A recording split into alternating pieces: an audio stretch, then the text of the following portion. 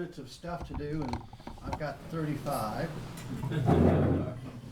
I want to thank Peggy, who kind of indirectly invited me. She's not here, but I have a track record in Clinton because Zach invited me to talk to the Methodist men's group on Thanksgiving morning at 7 o'clock in the morning, and Zach wasn't there. There's a pattern. Let me get my stuff here. The commercial, I have my book here. It's $44. I can take cash, check, or credit cards. There are brochures if you want to book me for a talk. If it's a nonprofit, I don't charge anything. And family or friends that worked in Oak Ridge. Who's here? Had family or friends? Okay. I should mention about the book that Lester Fox is quoted in the book, but it's stories he's told thousands of times, so you can skip over that part if you want to. And since we're at Rotary, this is from 1947, the outgoing president and the incoming president of the Oak Ridge Rotary Club. You can't tell who's outgoing and incoming because they're both beaming, and that's because they're both happy. So here we are at the community center in Clinton, and the Calutrons at Y12 are there, and as the crow flies, it's just 10.5 miles. It's right in your backyard, and has been for a very long time. Voting is probably our most sacred right, but one of our traditions that are very important are parades, and I'm going to talk a little bit about parades later. We don't have much in the way of national heroes, sadly. We have celebrities, we have athletes, but not many heroes on the national stage. Now on the local stage, we're up to our eyeballs in heroes. And this is a photo from the Veterans Day parade a few years back here in Clinton. It's a very pure event for us as a democracy. You get your teachers and your nurses and firefighters and EMS and law enforcement, veterans, and you get them stacked up and they go down the street. And we have a high school band that's louder than it is good. And they provide the music, and it's a great national tradition. Toward the end, I'm going to talk about these 4 heroes from the Mattan Project. But first, I got to tell you about how fast this project was. They started evicting farmers in September of 1942. And from that time until the day Japan surrendered was 1,020 days. They built out of nothing the 5th largest city in the state in 18 months. How did that happen? Well, 2 guys, Dick Groves that manned the Manhattan Project, headed it up, and Ken Nichols.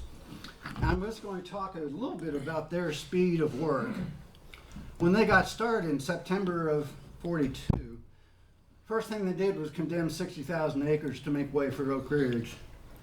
Then they got a AAA rating from the government because everything was in short supply. We talk about supply chains today, nothing compared to World War II. And Groves and Nichols wanted the very highest rating so they could be in the front of the line so they didn't have to fight bottlenecks. Then they took 14,000 tons of silver from the Treasury Department to use at Y12. And then they got 1,200 tons of uranium ore from the Belgian Congo. This was highly valued and jump-started the Manhattan Project. Remember Paul Harvey? Oh, no. Well, here's the rest of the story. Oh, Americans. They did this in the first 4 days. I mean, it was, let's go. Now, it took a long time. It took several months to get the condemned land. It took a long time to get the tons of silver to Oak Ridge. Ironically, the ore was in a warehouse in Staten Island, and they had it in a matter of days. I could do a whole program on that uranium in Staten Island. So here's K25, one of the largest buildings in the world. I can go on and tell you how big it is, but a picture in 1,000 words. Here's UT campus with Neyland Stadium, which is the 7th largest athletic stadium in the world based on seating. And so I just took K25 and put it right next to it. Yeah. And what they were making at K25 with 7,000 employees was this big. And they weren't trying to make thousands. They weren't trying to make hundreds. They were trying to make one. And it was a piece of metal, 142 pounds. And this helped end World War II. Now I could tell you that they built 15 million square feet in a year and a half, but that means nothing, right? Westtown Mall, 1.3 million square feet. If they started working on Oak Ridge today, January 31st, by St. Patrick's Day, they would have built the equivalent of one Westtown Mall. Flag Day in June would be another one. Early August, mid-September, Halloween, and on it would go. And at the end of 18 months, in July of 2024, they would have built a dozen Westtown malls. It was just stunning. Some more examples of the speed. This is S50, which was one of the industrial plants. Dick Groves went to his construction guys and gave them the blueprints and said, "Can you guys do this?" And they said, "Well, of course we can." And he said, "Well, I need it in 120 days. They just laughed. Impossible. And he said, "Okay, how about 90 days?" And it was operational in 68 days. About $300 million in today's money.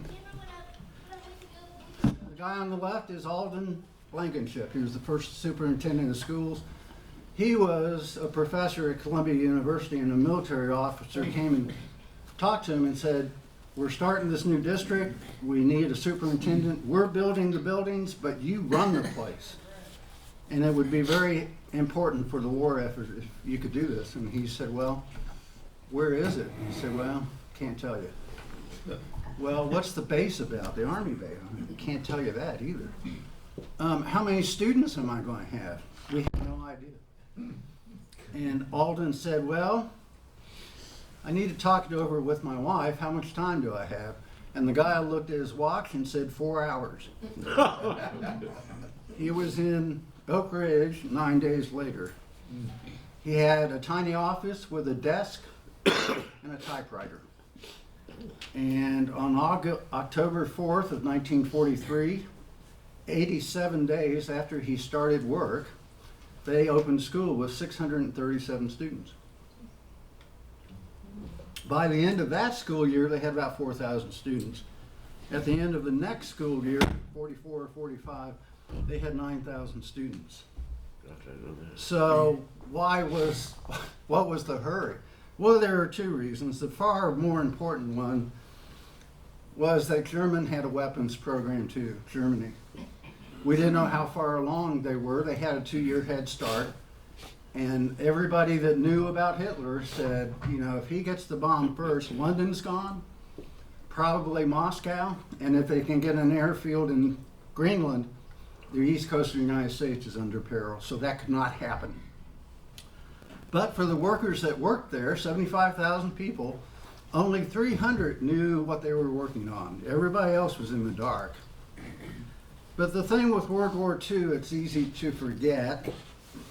The loss of life during World War II would equal a 9/11 attack every 5 days for 3.5 years. So everybody was motivated to get the job done. A little bit more about the speed. They had cafeterias around town. About 40,000 people commuted in to Oak Ridge because there wasn't enough housing. And they could eat in the cafeterias, and the Y12 cafeteria had about 700 employees. So they were shoveling out a ton of food. If you were far enough up the food chain, you might get a house. They built 2,000 houses in about a year, 1 year. They completed a home every 30 minutes. Most of the workers lived miles from the plants because they were worried about industrial accidents because they were dealing with this new material, uranium. So they developed the 9th largest bus system. The Calutrons were run by farm girls, and the scientists got into a twit because most of these farm girls were barely out of high school, and of course the scientists were smarter. And So they had a competition between the scientists and the girls, and the scientists lost the competition. In Oak Ridge, you were a very tiny cog in a very big machine. So at work, there was no job security. If you weren't doing a good job, they fired you. But outside of work, the officials were desperate that people were going to quit. So they, outside of work, they were the center of the universe. They had dances, roller skating rink. Average age was 27. There were 10 women for every one guy.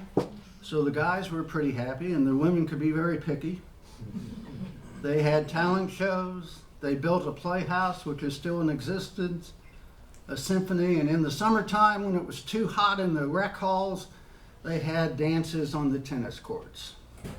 The first Girl Scout troop in Oak Ridge had to be approved by the FBI. If you picked up a map in 1944, Oak Ridge was on the map, and it said there were about 75 people there. Well, there were 41 Girl Scout troops with 783 members. So the Girl Scout troops never got into the National Directory till years after the war. Here's the most famous person who didn't know about the Manhattan Project. He was kept totally in the dark and found out about the Manhattan Project 11 days after he became president. I want to talk about these heroes. First one is Lynn Fortenberry from Lawrence University in Wisconsin. She accepted a job somewhere. She didn't know where she was going. She was told to get on a train in Chicago and go to Knoxville and then go to an office, and they would tell her where she was going. She got on that train during a snowstorm. What? Sorry, folks. I got ahead of myself, or behind myself. Anyway, she got on a train during a snowstorm in Chicago. She had a sleeping berth, so she got ready for bed and pulled the curtain, and woke up the next morning and pulled the curtain back, and there was forsythia everywhere. And she said it was one of the oddest experiences of her young life. She was the first person who I quoted in the book who was in the audience at a presentation. I was freaked out.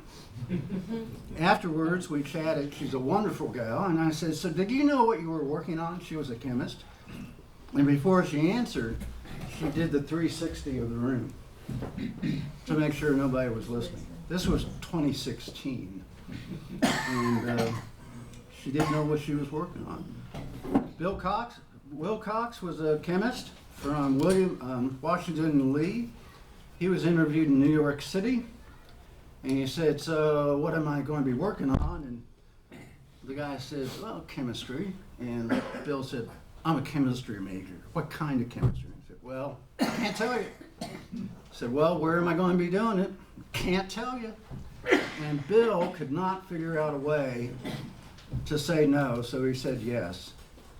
Spent his entire career in Oak Ridge and was really the first person to advocate for the Manhattan Project workers. Ed Westcott was hired as the only photographer. And over the course of 2.5 years, he took over 15,000 photographs and did the most important archival work of 20th century American history. This is one of his famous photographs taken at Jackson Square. And in 2015, they dedicated a national park. And who was in the front row but Ed Westcott? Fortunately, I got to meet him before he died. And Crafter's Brew in Oak Ridge decided to put out the Westcott, and I was there for the dedication and got to have a Westcott with Ed Westcott. Louise Keaton, a farm girl from Pikeville. A young Army officer came to talk to them, the women, and encouraged them to come to this town to work. She wanted to do it. She had to convince her dad, and that was pretty tough. But she came to Oak Ridge, and I did a few book signings with her, and she stole the show. Writers, there are writers everywhere. But a Calutron girl that helped in World War II, it was pretty amazing. What I'm about to tell you is not unique to Oak Ridge at all. This was happening all over the country. But when Louise Keaton got on that train in a snowstorm, she was 21. Bill, who accepted a job not knowing where he was going or what he would be doing, was 20. Ed Westcott, the most important photographer of 20th century American history, was 20. And a few days before she went to Oak Ridge, Louise turned 18. So they were all kids. And they wanted to do something to help the war effort. So back to the concept of parades. These folks had been ignored by their country. And how do we fix this? Well, if you have a parade in any small town, it usually starts on the edge of town and goes downtown. And if you look behind you, there'll be pasture land, and beyond that's a tree line. And if you look really hard into the tree line of history, you'll see thousands of Manhattan Project workers, and now their kids and their grandkids. And they haven't been honored because we banished them to the shadows of history. So it's simple how we fix this. We go into the tree line of history and we bring them out and take them to the parade route and make room for them with the veterans. And we say, we're sorry, we made a horrible mistake. When we started getting grief about Hiroshima and Nagasaki in the 60s, we decided to ignore it. We didn't confront it, we ignored it. And in the process, we ignored you. And we want to thank you for your effort. We want to thank you for helping end World War II. And we want you to know that this parade is also for you. Now to today. There are tons of amazing things happening in Oak Ridge, Tennessee about climate change. And it may become the focus point of fixing climate change. This is Watts bar number 2 if it comes up. This is 1950s technology. It's been helped along with some advancements, but it's really old, crude technology. There are 2 reactors there that both do about a gigawatt of power, but they're old technology. So what's coming up? This is a new prototype for a reactor at Idaho National Laboratory. Doesn't look like Watts bar, does it? All of the machinery is underground. These reactors are safer, they cannot melt down. And the first molten salt reactor was built in Oak Ridge in 1965. And it was scrapped by the Atomic Energy Commission in 1970. And they went with fast breeder reactors, which didn't work out at all. And now there are probably 40 companies around the world looking at molten salt reactors. And so it may bring the climate change under control. This is the computer at Oak Ridge. This is Frontier. Don't ask me the science. I'm dumb as a brick about science. But it does 1 billion times 1 billion operations per second. Takes up 2 basketball courts and sucks up 35 megawatts of power each year. So, I've been doing this for 20 years off and on. And I've been waiting for somebody with a lot of street cred to hit the table and go, this is an important story. Well, in September of 2021, it happened in the most bizarre way possible. I couldn't even believe it. Batman? How many of you have seen the Batman movies? Dark Knight Rises, Batman Begins. Well, this is a photo of Dick Groves and Robert Oppenheimer. And right now, Batman and Robert Oppenheimer, who ran the lab at Los Alamos, are attached at the hip. In September of 2021, this director, Chris Nolan, said his next movie was going to be a biopic about Robert Oppenheimer. And everybody in Hollywood went, who's Robert Oppenheimer? And all the scientists in the world said, well, who's Chris Nolan? And so his movie's coming out in July. And the reason that Universal gave him $200 million to make his movie was he's made more money than just about anybody. Steven Spielberg has made more money. James Cameron has made more money. The guys that did the Avengers franchise have made more money. The Lord of the Rings guy made more money. Transformers, Harry Potter, and number 7 is Chris Nolan. And the pundits in Hollywood predict that this will be the biggest movie of 2023. I've been reading up on Oppenheimer and Chris Nolan both. He likes heroes who are flawed. And in 1945, Robert Oppenheimer was the second most famous scientist in the world, right behind Albert Einstein. 9 years later, his security clearance got yanked by the Atomic Energy Commission. It was because of 2 guys who were petty, small, vindictive people, and they set out to destroy him and succeeded.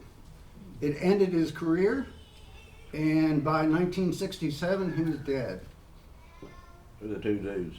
Huh? Who are the 2 guys? One was the scientist Ed Teller, and the other one was a guy named Louis Strauss, who Oppenheimer had terribly insulted in 1947, and then in 1952, Dwight Eisenhower made him the head of the Atomic Energy Commission. Whoops. Yeah, yeah. Whoops. I think it's going to be a fascinating movie. It's going to come out on IMAX, so you can go to the big screen. And so that's my presentation today. We have time for questions or comments. Well, wasn't Teller a nuclear, was he the so-called father of the hydrogen bomb? Yes. And Oppenheimer got him mad because he thought that Oppenheimer was slow walking the hydrogen bomb. And Oppenheimer did not agree with the hydrogen bomb because he said it's too big. It's 1,000 times more powerful than what we did at Hiroshima. And he said, that's not a military weapon, that's a civilian weapon. And we shouldn't be doing civilian weapons. Gotcha. Richard, and I'm not gonna have all his details correct, but the way they, what I heard, the way Oak Ridge was chosen as a site, is that we had a congressman or senator that was head of the Appropriations Committee and met with President Roosevelt at the time. Roosevelt was telling him they need to build something big, it's going to be something, said, fine, just where in Tennessee are we going to build it? Right.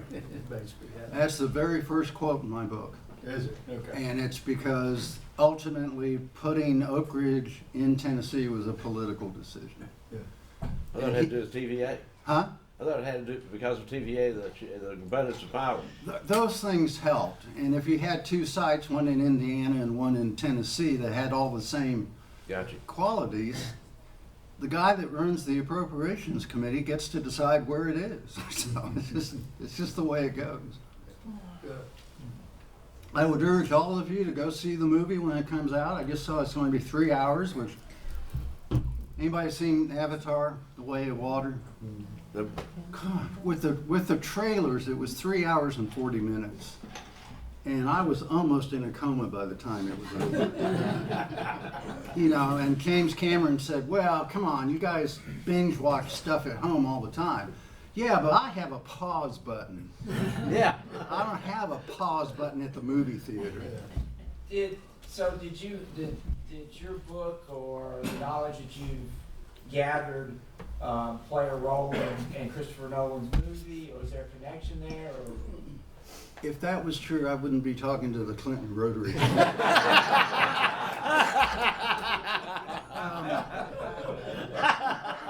But not that I'm not enjoying it, but I wrote a screenplay 20 years ago about Oak Ridge during World War II. And if this movie does as well as they think it's going to do, I think people might knock on my door because they'll go, okay, let's do something else about the Manhattan Project. Let's ride on his coattails, see if we can't make some money. There are tons of stories to be told. And I should just quickly mention that I'm working on a digital book right now to ride the coattails of Chris Nolan. And it's going to be a book about, partly about Oppenheimer. It's only going to be 100 pages. But then it's also going to be about Alvin Weinberg, who did this molten salt reactor in Oak Ridge. And he got crossways with a guy named Milton Shaw, at the Atomic Energy Commission, and in 1973 he got fired. Now, it was a different time. They were much more polite about it. He took a 1-year leave of absence, got paid, and was a science advisor at the White House for Richard Nixon. Then came back, and ORAU had created XYZ Department of Nuclear Security and made him the head of it. And I have met people in the last 3 years who did not know that Alvin was fired. And were some of them close personal friends, to the point that I don't even mention it anymore, because the last guy I told about it, it looked like I hit him with a 2x4. He didn't know. And here again, Oppenheimer got crossways with a couple of guys. Alvin Weinberg got crossways with a couple of guys. And Alvin Weinberg's main sin was he was 50 years ahead of the times. The concept was perfect. They didn't have the technology. When I was 6 years old, I got a transistor radio. It had 6 transistors in it. And for about a month, I was the hottest kid on the block. This has 15 billion transistors. We don't, the technology that we have now could not have been anticipated 50 years ago. It just couldn't. They kept getting hung up on flying cars. Well, where's my jetpack? The jetpack. And that's never quite worked out, but they couldn't anticipate this. And so I think nuclear power is going to become very... can you explain anything about this molten Salt. How much time do you have? I don't Why don't truly... you come back to, why don't you do like Paul Harvey does, and see you, you'll be back in 2 weeks or something like that. The key thing about molten salt, all the reactors in the world right now, including the United States, use solid fuel. It's uranium as a solid. These molten salt reactors use a liquid form. And the thing is, it can't melt down because it's already a liquid. There's no meltdown, no terroristic threat at all. And I've told, anybody know Gerald Boyd that ran DOE? Yeah. One time I told him, we were having dinner at Aubrey's, and I said, this thing with the molten salt, if you really want people to get over nuclear power, build a molten salt reactor right next to an elementary school. And he laughed me out of the restaurant. He said, that's not going to happen. And I said, well, if it's safe, it's safe, So... What is X Energy what are they rigging up? They're doing a type of molten salt reactor. It's called a pebble bed. That's going to be a really interesting experiment. It's out at K33, or will be.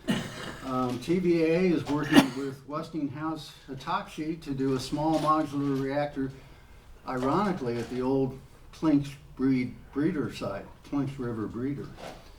That should be up and running in about 27, 28. And the key thing about these small reactors is they can build them in a manufacturing plant, and then they just haul them out to the site and put them in a casement underground, and they can string them together. They could put 20 molten salt reactors where Bull Run is. And the advantage of that is you have the grid right there. Yep. You don't have to build anything. So I think, me being a lousy predictor, I think you're going to see these small reactors going on old coal-fired electrical plant sites because the infrastructure's there and the grid's there. And I think it's going to be a really interesting time to watch science.